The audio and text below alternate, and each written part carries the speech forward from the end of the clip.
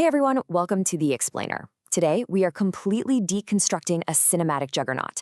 We're going to break down the anatomy of a massive, real-world hit by looking closely at the brand new Spider-Man movie. You know, it's a film that totally flips the script on what we expect from a summer blockbuster. And honestly, the results are absolutely fascinating. So get comfortable and let's jump right in. Okay, let's just look at the numbers for a second. Right out of the gate, we're looking at a staggering 91% certified fresh score on Rotten Tomatoes. But it's not just the critics loving it, right?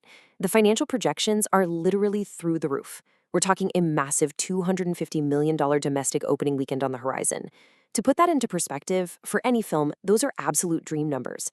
But for a franchise that just completely reset its entire universe, it's a monumental achievement. And you know, that kind of praise is popping up everywhere. Critics are uniformly calling this Tom Holland's best performance yet. But that actually brings us to the central mystery of this whole explainer. How did a movie about a completely isolated, broken superhero become such a massive, record-breaking, and universally beloved hit? Like, how does a blockbuster strip away all the usual crowd-pleasing support systems we're used to and still manage to soar? Section 1. The Ultimate Sacrifice. Bridging the 4-year gap. So to really answer that, let's just slam the brakes for a second and absorb the sheer weight of this. If you remember the end of No Way Home, Peter made a heartbreaking decision. Doctor Strange's spell literally erased Peter Parker from the world's memory. It wasn't just a simple reset, it was a total wipe of his identity. And the devastating cost of that means he has no Aunt May, no Ned, and absolutely no MJ.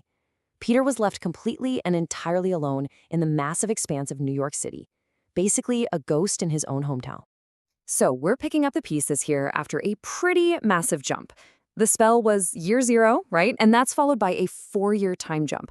But the absolute most crucial detail on this timeline is point 3. By the time we hit the very first fight scene of this new movie, Peter has already been living in his bare, depressing new apartment for 9 grueling months. 9 months of complete isolation, 9 months of just carrying the weight of the city on his shoulders entirely by himself. Which leads us directly into the opening sequence. And spoiler alert, this is not your standard high-octane superhero entrance. The movie opens with Peter reading an unsent letter to MJ in voiceover, and he's just hanging upside down on a steel beam above the city, holding the coffee cup she gave him. And to make matters even more heartbreaking, his phone buzzes and he watches Ned's MIT video from afar. This scene just perfectly, silently captures his total isolation. He's literally watching the people he loves live their lives without him. And that brings us to our next crucial shift. Section 2. A dark new chapter. A deliberate tonal shift. So this incredible emotional weight builds directly into the creative direction of the film, which is helmed by director Destin Daniel Cretton, who you probably know from Shang-Chi. Now, the old Peter Parker, he was endlessly optimistic, surrounded by best friends, totally backed by the Avengers. But the new Peter Parker is isolated, steeped in much darker themes, and working completely alone. Cretton made a massive stylistic choice here. He decided to focus intimately on Peter Parker as a vulnerable character study, rather than just Spider-Man the invincible hero. What's really interesting is that the star of the film completely agrees. Tom Holland actually describes the beginning of this movie with these exact words. It really feels like the darkest chapter of his life, and it feels like there's no way out.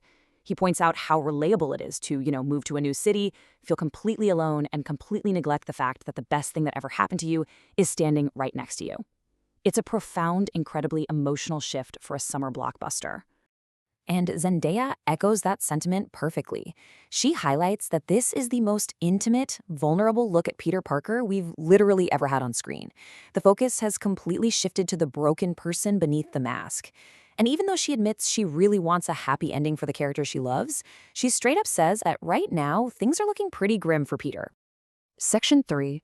The Puppet Master. An invisible threat. But Peter's internal struggles aren't his only problem.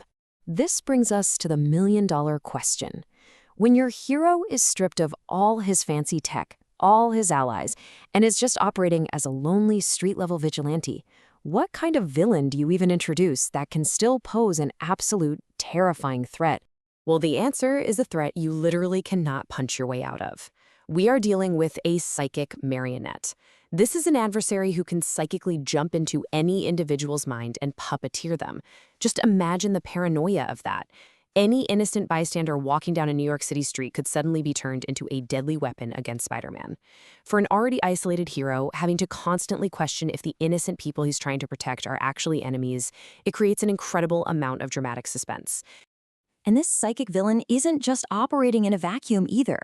The plot hinges on some mysterious material held at the Department of Damage Control, and this draws in some very familiar factions and faces. We've got the highly anticipated return of Jon Bernthal as the Punisher, and Mark Ruffalo stepping in as Bruce Banner. So while Peter is totally alone, the world around him is as dangerous and populated with heavy hitters as it's ever been. Section 4, a new level of action, upgrading the spectacle. Now, to match these incredibly high emotional stakes, the filmmakers really had to deliver on the action. The physical stakes have evolved significantly. To bring this grittier, much more grounded, brutal fighting style to life, the production literally flew in Jackie Chan's legendary stunt team from China all the way to the UK specifically to train Tom Holland and choreograph the sequences. And that actually led to an amazing moment on set. Holland was completely surprised when the icon himself, Jackie Chan, visited the set in London. Holland recalled turning around to suddenly see one of his lifelong idols just standing there, offering him a great vote of confidence. I mean, when you combine that level of legendary martial arts pedigree with an emotionally raw Peter Parker, you get action sequences that are just unlike anything we've ever seen in this franchise before. Section 5, the verdict is in, why it resonates.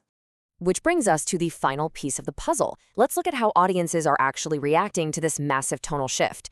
The hype machine kicked off globally 2 full days before the North American release. During the global premiere in Shanghai on July 29th, Tom Holland and Zendaya showcased 26 exclusive minutes of footage to fans. And Holland actually teased that right around that 26th minute is where the movie starts to go, quote, really crazy, taking the traditionally optimistic Peter Parker into a lost, much darker place. But here is the crucial point. This dark turn is absolutely not an endpoint. Producer Amy Pascal makes this incredibly clear. She states emphatically that they do not see Brand New Day as a closing chapter. Instead, it is a highly anticipated beginning. It's a total fresh start that basically clears the board so they can tell entirely new kinds of stories within this universe. And you know what? That massive creative risk has paid off tremendously. The consensus is crystal clear, a 91% certified fresh rating with critics hailing it as Holland's best performance yet. It's being praised as deeper, more thoughtful, and significantly more mature than the previous trilogy. By stripping away all the safety nets, director Destin Daniel Cretton crafted a story about loss and isolation that is deeply relatable, especially to young people trying to find their way in the world. This leaves us with one final, provocative question to ponder. How will Peter Parker find the strength to keep going when everyone he has ever loved is completely gone? It's a question that redefines the character, and it's exactly why you need to experience this brand new day for yourself. Thanks so much for joining me on this explainer, and I will catch you on the next one.